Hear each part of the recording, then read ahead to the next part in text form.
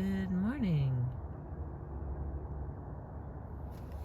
It is another beautiful Oklahoma sunrise. Thank you for being with me. We continue with Chapter 5, Ruin by a Woman, from our book, The Warrior Queens, by Antonia Fraser. Moreover, all this ruin was brought upon the Romans by a woman, a fact which in itself caused them the greatest shame. Written by Dio Cassius. And we begin here on page 58. Boudica, the widow in whom King Prasutagus of the Iceni had placed such trust, was of royal birth. This much we know from the Agricola. But Tacitus, with his eponymous taciturnity, actually leaves open the question of whether she belonged to the royal family of the Iceni or another one. He simply says that Boudica was generis regi femina, a phrase that can be and has been variously translated as a woman of the royal house and a lady of royal descent.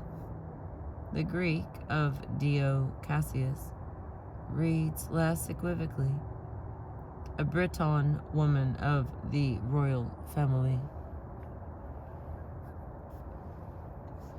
It is theoretically possible, therefore, that Boudica was actually a princess from a neighboring tribe. It would be romantically fitting, for example, to derive Boudica from the Brigantes, where that strong female leadership was being exercised from the 40s onwards, making Boudica the sister, daughter, or niece of Cartimandua has, however, no evidence to support it, beyond the vaguely comforting feeling that the only two known warrior queens of the period must have been related to each other. But this is to treat a warrior queen as a rarity. As has been pointed out in Chapter 4, this was not necessarily so. Nor is there any proper evidence for the equally pleasing tradition which the Boudica, hailing from Ireland, the known existence of Irish queens in later centuries, and the similarity of the Norfolk torques to those found in Ireland, does not seem quite enough. In the absence of such evidence, it seems far more likely that, as Tacitus implies, that Dio Cassius states, the royal house to which Boudica belonged was that of the Iceni, the tribe she would now successfully stir to action.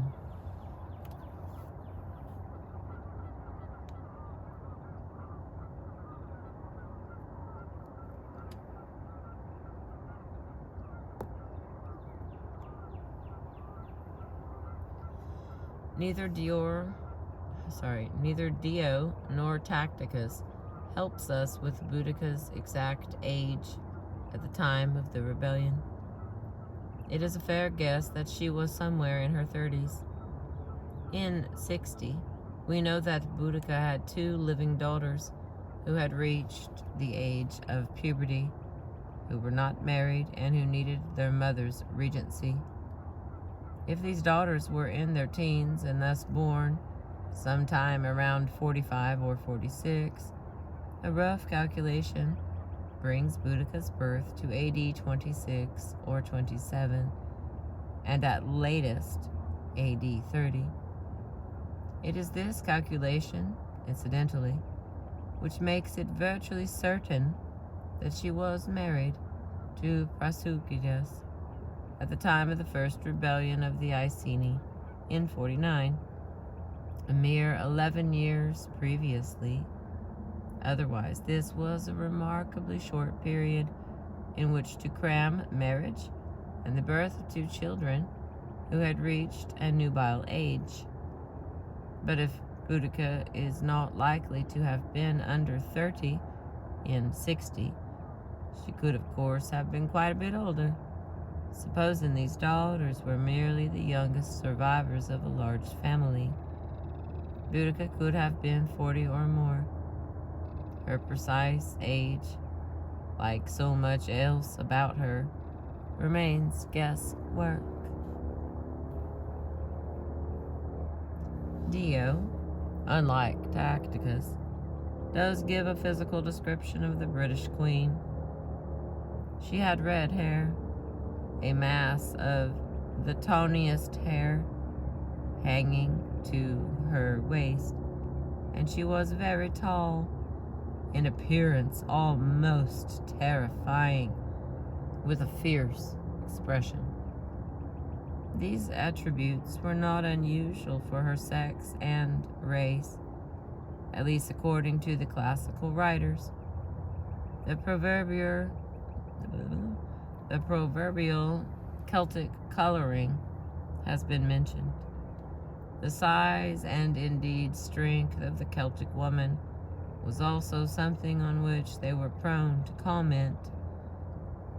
Diodorus Siculus went further and complimented them on being the equals of their husbands in courage as well.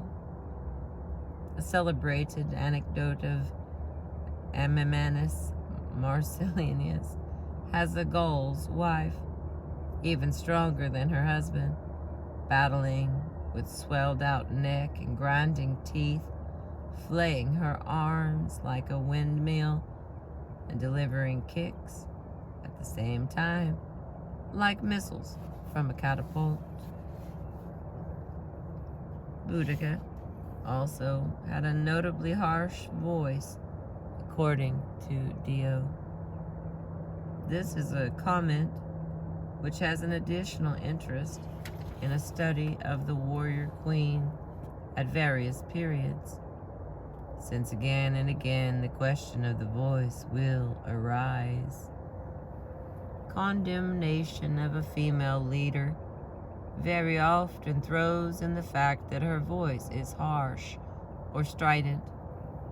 In 1400, Leonardo Bruno instructed Battista Malatesta that if a woman throws her arms around while speaking, or if she increases the volume of her speech with greater forcefulness, she will appear threateningly insane and require restraint. These matters belong to men as war or battles. As will be seen, allusions to Mrs. Thatcher's fishwife voice have been frequent in the 1980s. At the same time, approval for a given warrior queen frequently takes the form of endowing her with a persistently dulcet tone, in spite of circumstances when any voice, male or female, might be pardoned for being raised. Thus, Matilda of Tuscany, although both tall and strong, retained a wonderfully sweet voice. In the account of an admiring monastic chronicler, the Rainey of Jhansi, on the other hand, who led the Indian sepoys following the mutiny of 1857, was allowed a remarkably fine figure by the British. But what spoilt her was her voice. The best kind of voice for a female leader, achieved by few, was that allowed to the 3rd century queen, Zenobia of Palmyra, by a contemporary commentator, Vox Clara et Virilius. clear and like that of a man, which Gibbon, however, translated as strong and harmonious. In the 18th century, women were not allowed to have manly voices. Maybe, then, Dio Cassius, who was not after all present to hear Boudica's haranguing the Iceni, endowed her with her harsh voice, because it was in keeping with what might be expected of a Celtic warrior queen. Maybe his informants made the same assumption for him. It is even possible that Dio knew nothing of her appearance and merely granted Boudica the likely attributes of such a person. Leaving aside these imponderables, it is sufficient to state that it is from this, Dio's short but vivid account of the strapping, red-haired warrior queen, that all other descriptions of her, to say nothing of later impersonations, have flowed.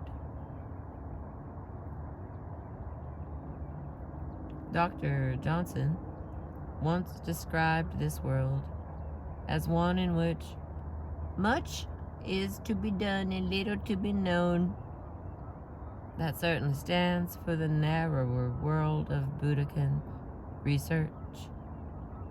But the nebulous nature of the information available about Queen Boudica should not cause too much dismay, at least not in terms of the period in which she has lived. It has been pointed out that in a revolt which involved perhaps as many as 100,000 people, only 10 names are known, all from Tacticus. Dio added none. To our British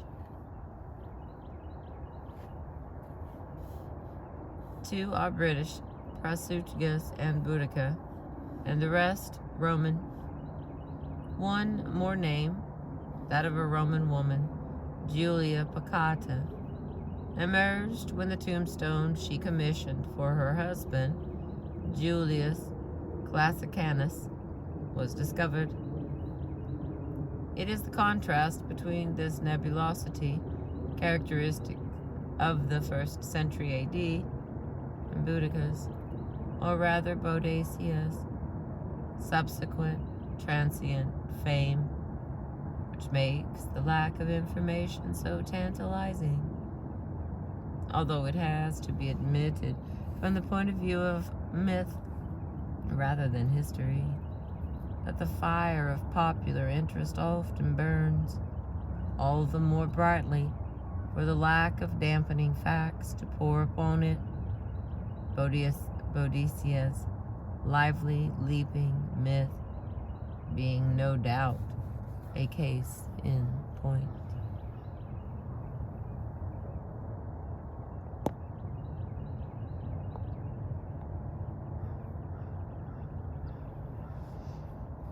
The local Roman administration reacted immediately and unfavorably to the will of King Prasutagus. The later's intention in dividing his estate and treasure was presumably to placate the emperor and safeguard his family's inheritance at one and the same time. In the event, Prasutagus succeeded in doing neither, but this is not to say that the expedient of sacrificing part of the inheritance in order to ensure the safe bestowal of the rest was a wild or even an original plan. Not only did the Roman nobility of this period often resort to the same device to protect the terms of their wills, but the range and number of royal wills involving Rome has recently been shown to be far greater than is sometimes supposed.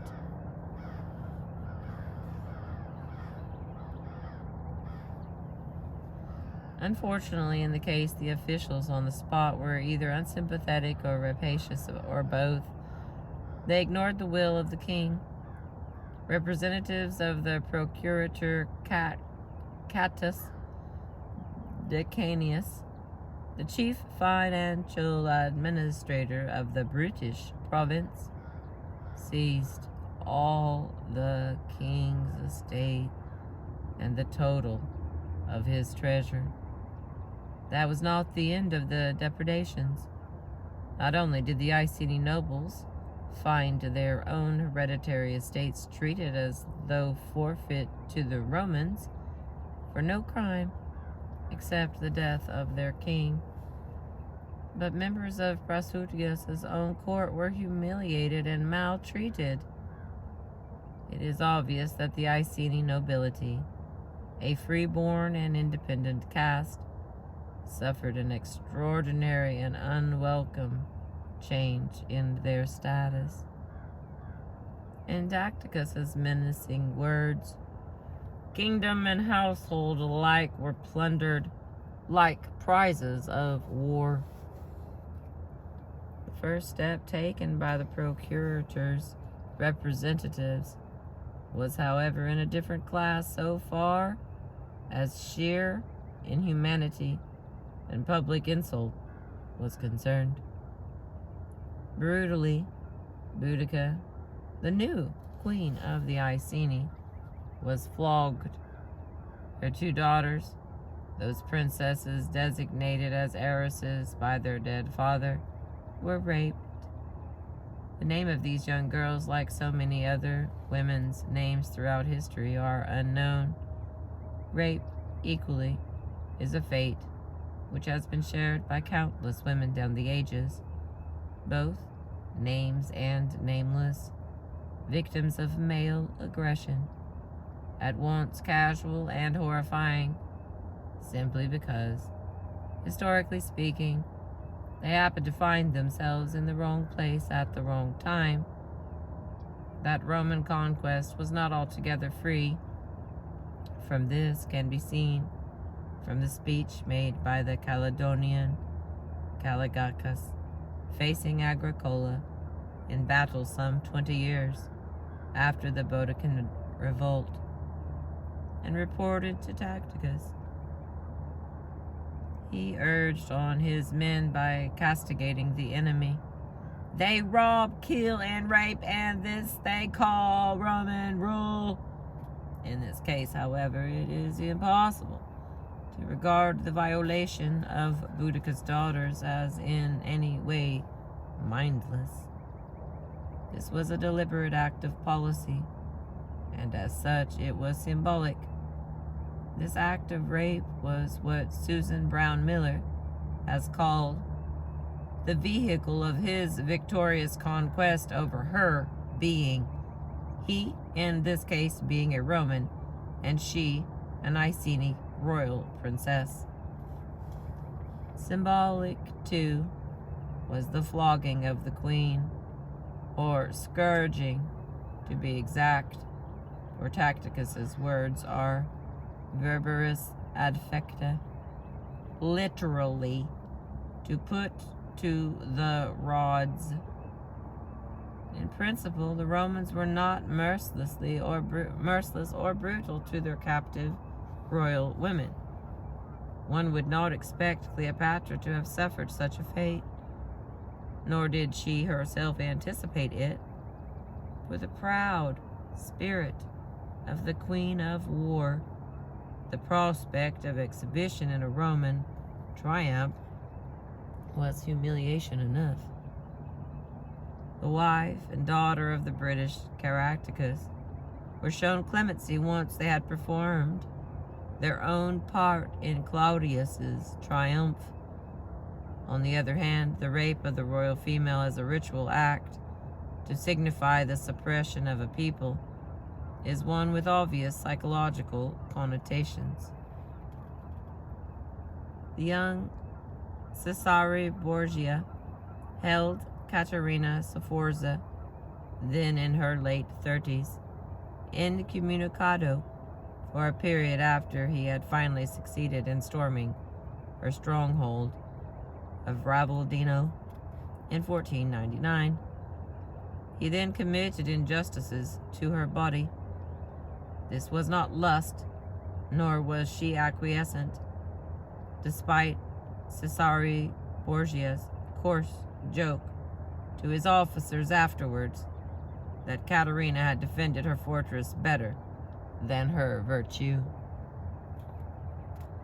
Cesare Borgia's act of rape was intended to signify the collapse of Caterina Sforza's spirited political and military campaign for independence. It is generally assumed by historians that some act of defiance on the part of the Iceni must have preceded this brutality of the Romans towards their royal women. Certainly, this is perfectly possible, given the natural temperament for resistance the Iceni had displayed in 49 and would shortly display again. But as a matter of fact, Tacitus does not say so. On the contrary, he lists the cruelties of the Romans, starting with the flogging of Boudica and the rape of her daughters, and then moves to the consequences. These outrages and the fear of worse moved the Iceni to arms. So perhaps an unconscious assumption had been made by these historians, in view of the bestiality of the Romans' behavior, that some gesture or gestures of dissent must have taken place to provoke it. Tacitus, writing shortly after the event, shows proper understanding of the way subject peoples are frequently handled. Given his order of events, the Romans' pitiless treatment of Boudica and her daughters was intended not so much to punish the Iceni for defiance, but to emphasize their subordinate status and the uselessness of resistance to Roman rule. The fact that the royal family of the Iceni contained, coincidentally, 2 young females, gave the Romans a nice opportunity for that extra symbolic violence of rape. As for the scourging administered to the Iceni queen, the Romans happened to believe that women as a whole were incapable of rule because they were incapable of discipline. Woman is a violent and uncontrolled animal, and it is no good giving her the reins and expecting her not to kick over the traces. These were the supposed words of Cato, the elder, in 195 BC, as reported by Livy 200 years later, on the eve of the Boudican period. To be able to control a woman and figuratively control the Iceni at the same time was another fitting coincidence. If it was just this symbolic Roman brutality which touched off the Iceni revolt, demonstrating that a warrior queen can personify her people to the oppressed as well as the oppressor, that was not its sole cause, for such an intense conflagration as now threatened to destroy the whole basis of the Roman occupation could hardly be set off by that brutality alone, however shocking. It was Boudica who led her people in the general uprising, Tacitus noting at this point the lack of distinction between the sexes in the Bretons. Appointment of commanders referred to earlier. Furthermore, Tacitus had Boudica allude to the outrages performed upon her own body and those of her daughters in the speech he put into her mouth to encourage her warriors on the eve of battle. Nevertheless, the rebellion itself had deeper underlying causes, The mere fact that the other tribes to whom Boudicca's wrongs would be less personally shocking joined in with the Iceni under Boudicca's leadership shows that this was in fact as widespread as well as dangerous protest against the excesses of Roman rule.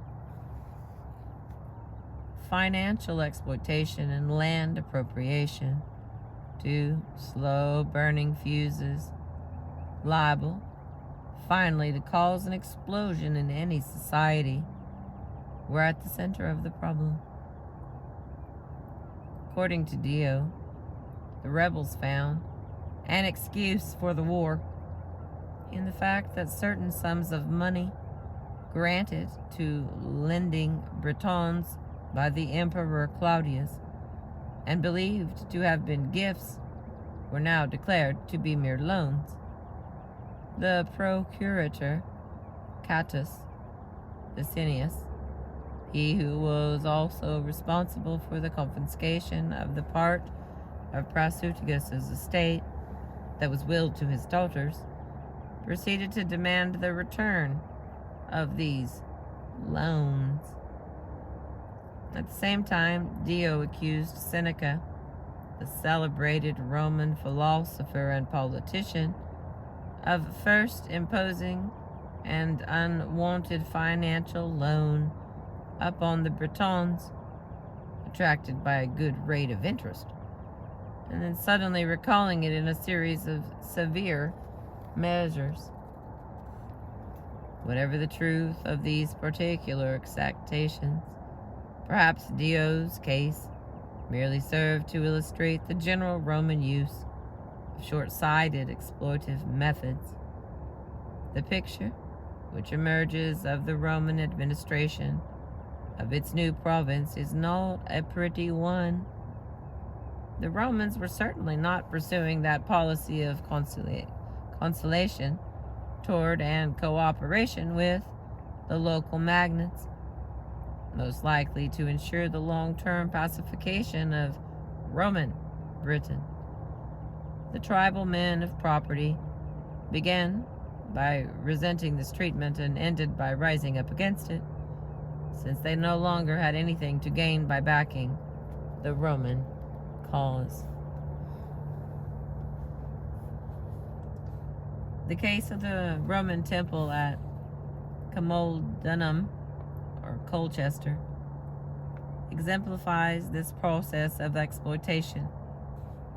The situation in and around Colchester was already disturbing for the native Trinovantes in view of the arrogance with which the Roman occupation was carried out.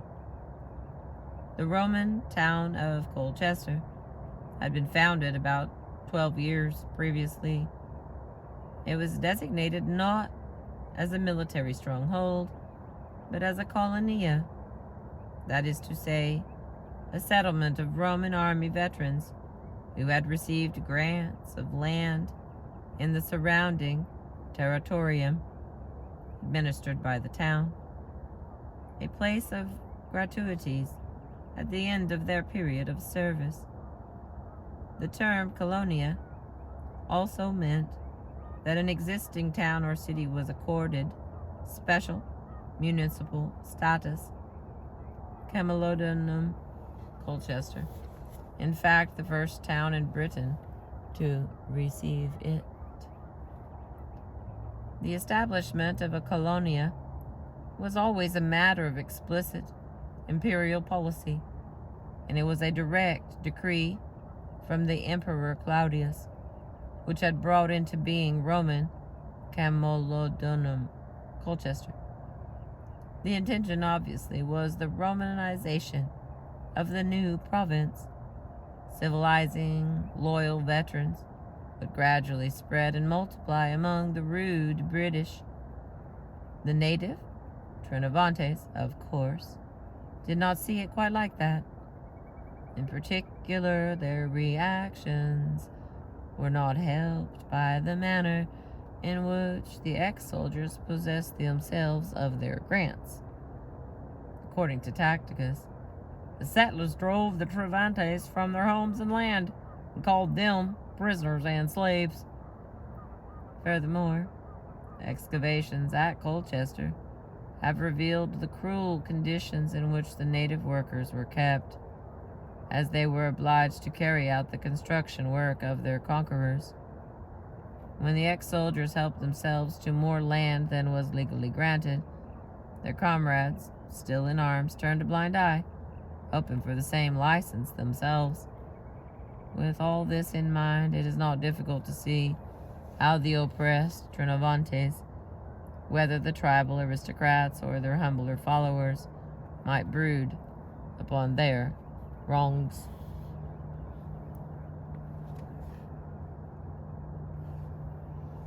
The temple, erected to the Emperor Claudius at Camulodunum, or Colchester, may have been intended by the Romans to imbue the native Trinovantes with loyalty to their new masters. But that was very far from being the effect it had upon them. In the contrary, the temple appeared, according to Tacitus, as the blatant stronghold of alien rule. The whole concept of civic monument was alien to Celtic society. Moreover, the sylvan temples of the Celtic religion had a very different air. This edifice, proposing the godhead of a foreign emperor, had nothing sublime about it to the indignant eyes of the Trinovantes. What was more, they were expected to pay for it.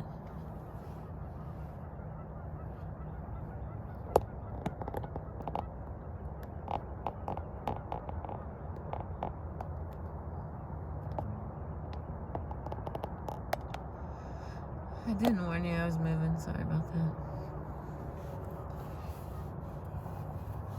Just a few pages left here. It is not clear exactly how much of the temple of Claudius had already been erected by AD 60, since it is no longer thought that construction was begun during the emperor's lifetime. It would therefore have been building costs rather than the maintenance of a priesthood to service the temple, which fell upon the Trinovantes. A series of discoveries, beginning in the late 17th century, when the existing Norman castle, erected in the 11th century, was demolished, have, however, given some idea of how the hated temple must have looked. In 1683, the contractor found vaults below the Norman floor. In 1919, Sir Mortimer Wheeler and P.G. Laveller revealed that the castle actually enclosed the podium or platform of the temple. Further excavations have followed in 1950, the 1900th anniversary of the foundation of the Colonia, and 1964. Calculations made from the surviving walls and piers suggest that the temple itself measured some 150 feet by 80 feet, and it was surrounded by a colonnade of columns 35 feet high and over 3 feet in diameter, and fronted by a sweeping flight of steps where there would have been a series of statues. Little asterisks here.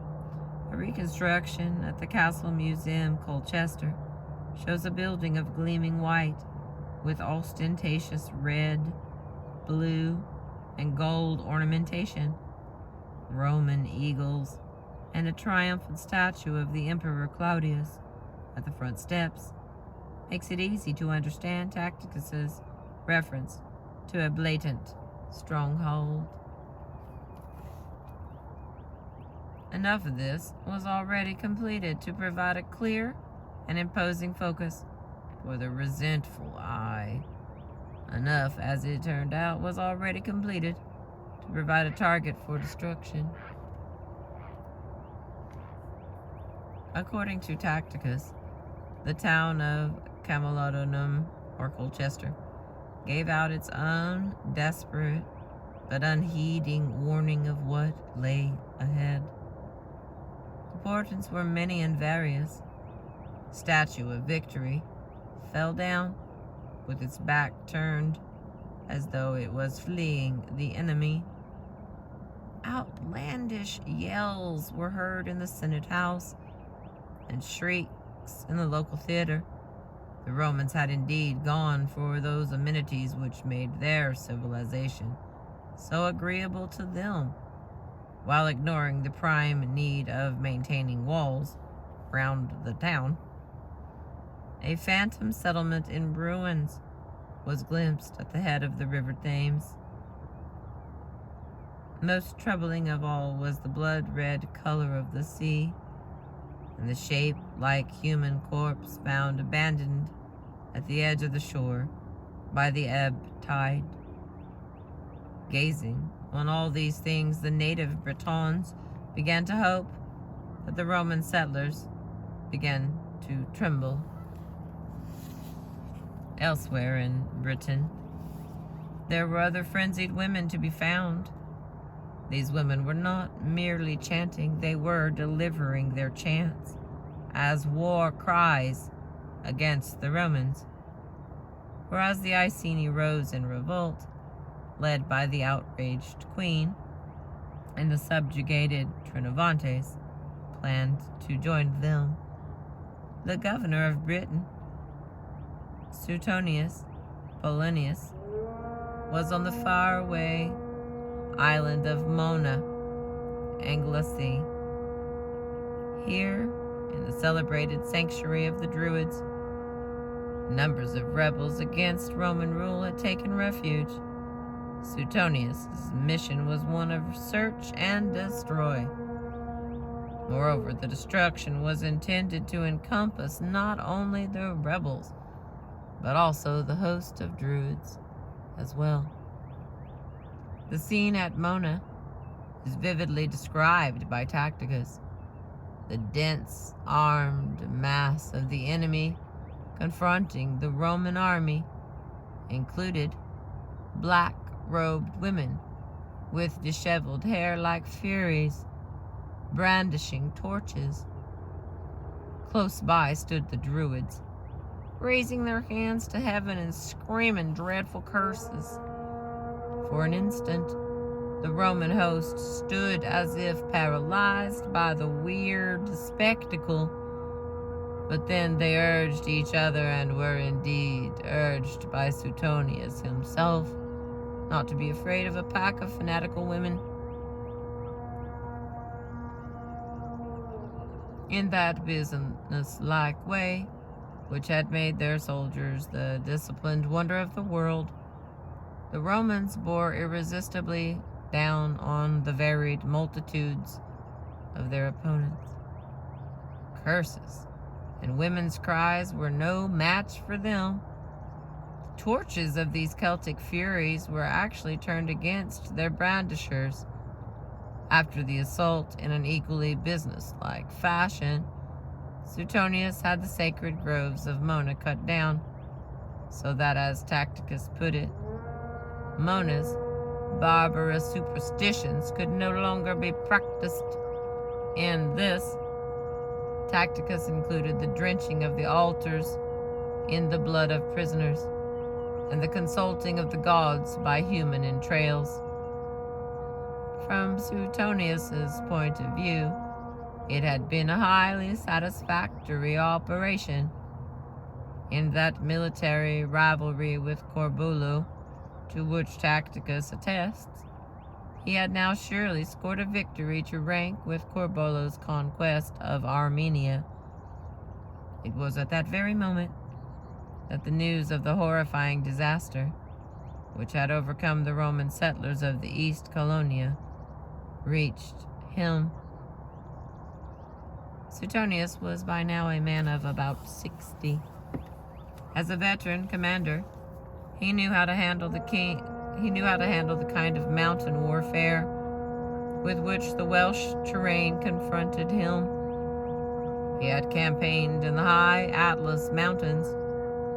He had been governor of Mauritania, and in a distinguished career had shown himself not only a brilliant general, but also an accomplished politician. The question remains as to why, at this combustible moment in the history of the province he had been ruling for the last 2 years, he found himself at the very limits of his territory, as far from the turbulences in the east as it was possible to be. Was it a coincidence? Was Suetonius merely led on by his own military ambitions at what proved to be an exceptionally ill-timed moment? Or is there some more sinister and more exciting interpretation to be placed upon the fact that Suetonius was besieging the Druid sanctuary the exact moment that the eastern tribes chose to rebel?